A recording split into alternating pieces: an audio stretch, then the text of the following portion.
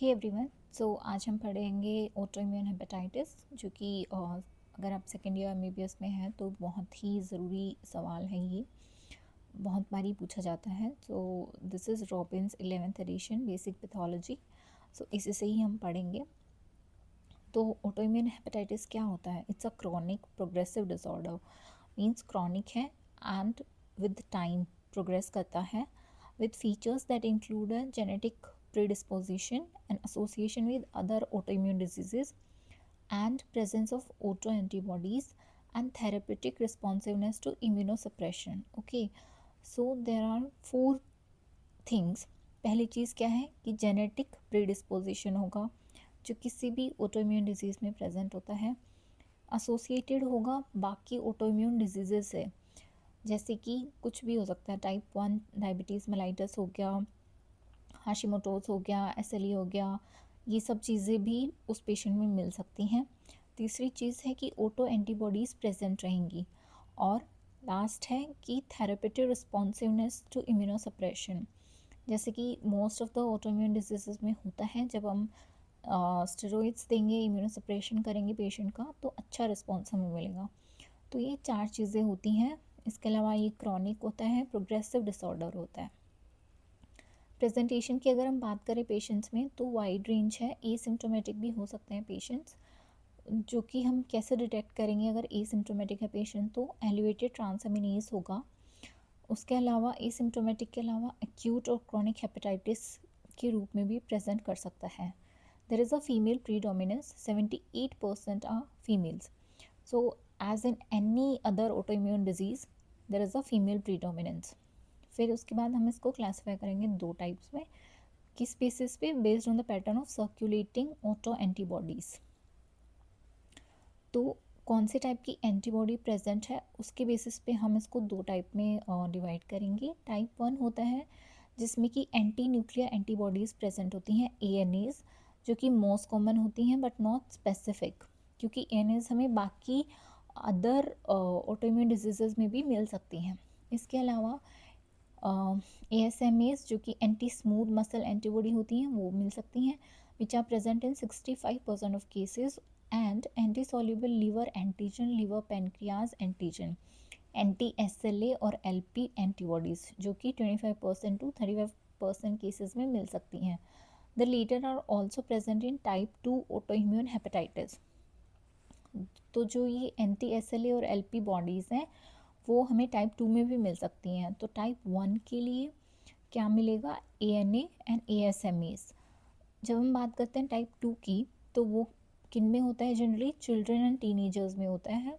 और इसमें जो एंटीबॉडी होती है वो होती है anti liver kidney microsome 1 antibody, anti LKM1।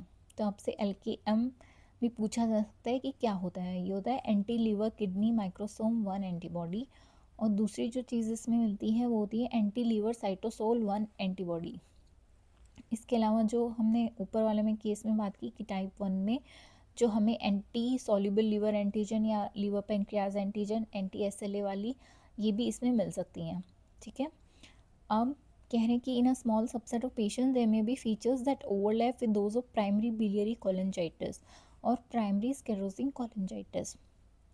सो ये क्या चीज़ होती है, इसके ऊपर सेपरेट से वीडियो बनाया गया है, आप जाके देख सकते हैं। इसके अलावा सिरोसिस कॉमन होती है इन पेशेंट्स में। Up to 30% of patients with adult onset disease have cirrhosis at the time of diagnosis, already उनको होता है। अगर हम बात करें मॉर्फोलॉजी की, तो हमें क्या मिलेगा?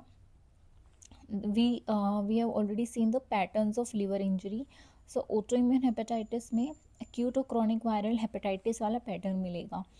क्या क्या चीज़ें मिलेगी? नेक्रोसिस और inflammation indicated by extensive interface hepatitis and foci of confluent necrosis और पेरेन्काइमल कोलैप्स। सो हमें क्या क्या चीज़ें मिलेंगी? एक तो एक्सटेंसिव इंटरफेस हेपेटाइटिस मिलेगा, जो कि हमें नेक्रोसिस और इन्फ्लेमेशन के रूप में देखने को मिलेगा।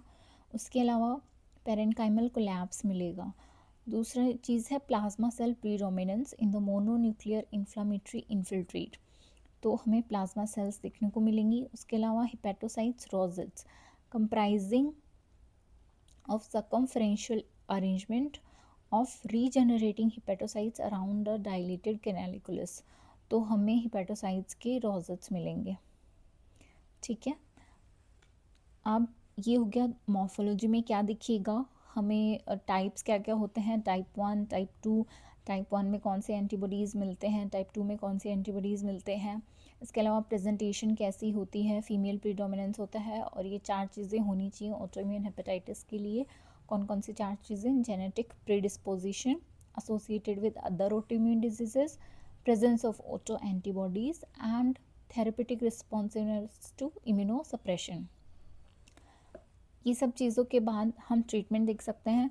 Obviously already told, immunosuppressive therapy usually effective होती है, leading to remission in 90% of the patients including those who have cirrhosis at diagnosis. End stage disease अगर है प्रेजेंट पेशेंट में, then that is an indication for liver transplantation. The 10-year survival rate after liver transplant is 75%, but recurrence in the transplant organ occurs in 20% of the cases. So this is all about autoimmune hepatitis. See you in the next one. Thank you so much.